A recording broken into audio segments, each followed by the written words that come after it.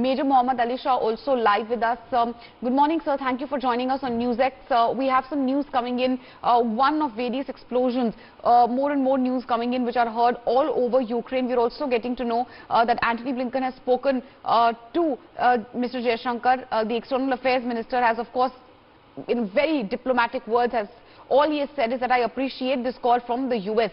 Very precarious, very tricky situation for India, isn't it, sir? When we speak of taking sides, very difficult situation. India very unlikely to take sides, antagonize any country. We have both sides, push and pull from Russia and the US. Really, what do you see? How do you see India's strategy going ahead? Firstly, India is not about we will follow the policy of non-alignment. No. See, of course, we cannot take sides right now because of various reasons.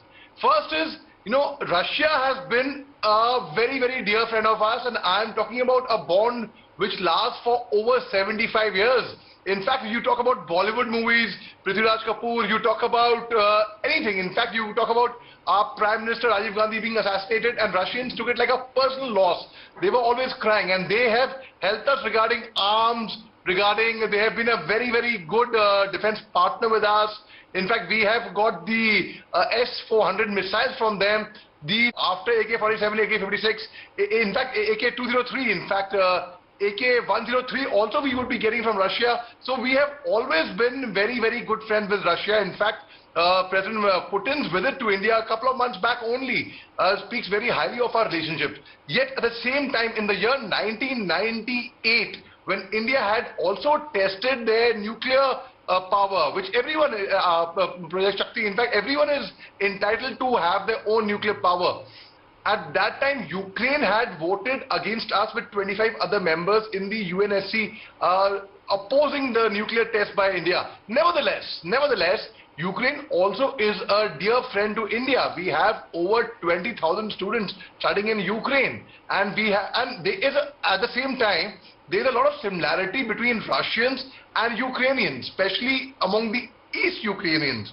So President Putin always says that they have a choice to choose which side they actually belong to. Now, also, if I take you back to 1991, before the disintegration of USSR, the president of USSR that time, Mikhail Gorbachev, his mother was Ukrainian. So they have a lot of similarity. In fact, they have marked their armored vehicles with a Z symbol to avoid friendly fire, because it's very, very similar, even the make of the vehicles. Now, when we talk about India's involvement in it, India's maximum involvement in it would be talking peace and nothing else. In fact, President Putin had put up a very, very firm tweet on Twitter yesterday that any nation which tries to involve himself or tries to come against Russia's action is going to face severe consequences which they have never faced in the history of their entire life. Reading that tweet itself, I was a bit paranoid. I was like, oh my God, what a solid message this is. I mean, not just for anyone.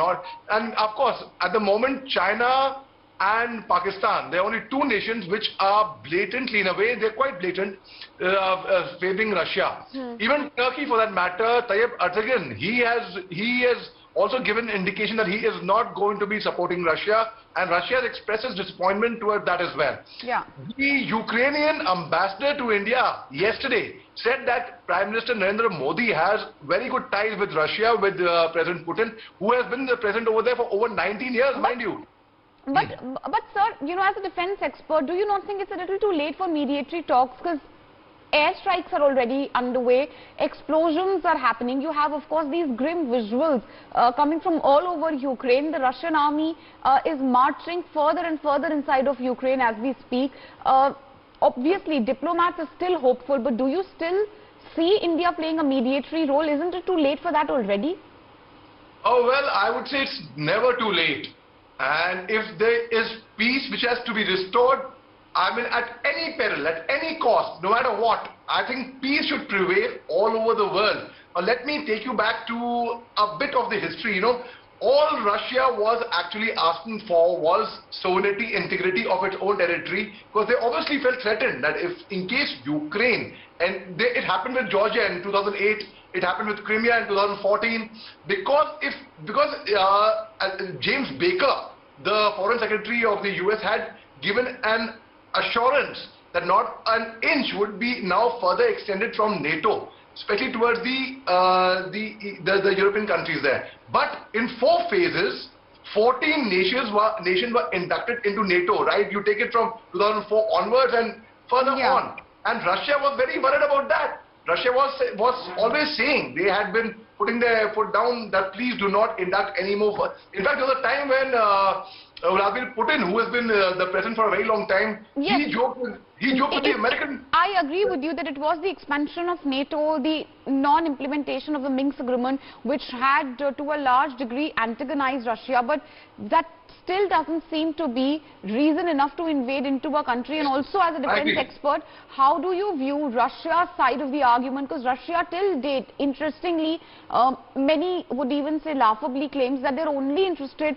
in the rebel regions. They have no interest in capturing entire Ukraine, because the explosions which we are seeing, the invasion of the army, Russian army, which we are seeing in Ukraine, tells a very different story. As a defense expert, how do you read the developments which are happening on ground, sir? You know, this is a very, very dangerous precedent. And you know, when the Russian president Vladimir Putin, in fact, again, before that, I'll tell you another similarity between Ukrainian and the Russian. Both of the head of states, both of the presidents are Vladimir's.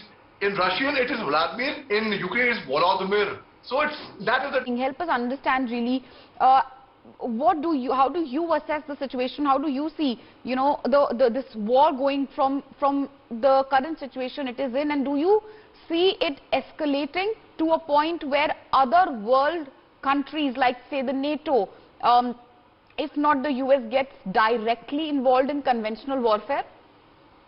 Oh, well, yes, it could lead to a proper conventional warfare, because, you know, as Russia says that they will not attack any civilian establishments, only military establishments. But let me tell you, the kind of weapons that are being used, the ballistic missiles, the strategic weapons, these are, well, the accuracy could be there, but yes, if we are all humans, and if there's a calculation error, a small half a degree can lead to miles, not kilometers, miles of difference. And what if the round lands elsewhere? Now, regarding NATO and expansion of NATO, and of course Russia had been waiting for all this while, and ultimately they had drawn a red line that, okay, in Georgia 2008, now, Ukraine now, and they had to draw a line. But at the same time, as you rightly said, it does not justify them to go and shed their hands in blood, and to, it's like someone who has to pay my rent for 8 months and the person hasn't paid my rent. So I go and murder that person. No, I will not. I will do all my best that I can. So yes, it is not justified. War,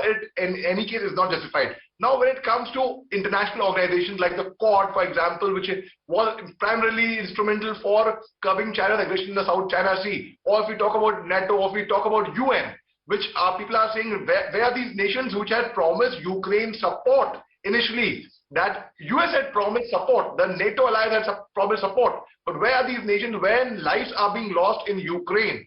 And Ukraine, let me tell you, even though they may not be militarily as strong as Russia, no doubt, but they are outstanding at guerrilla warfare. Their soldiers are trained. They are the #1, in fact, you can say. And the AK-203 rifles which we are getting from Russia, also the same time, also would be somehow, it's so ironical that you hit the enemy with their own weapon. It is ironical. We did that in Kargil in 1999. We took the enemy's weapon and we fired back at the enemy with their own weapon. Well, absolutely, and it's not just you know, the guns and arms and ammunition. We also have the S-400s, a big consignment which we are expecting from Russia.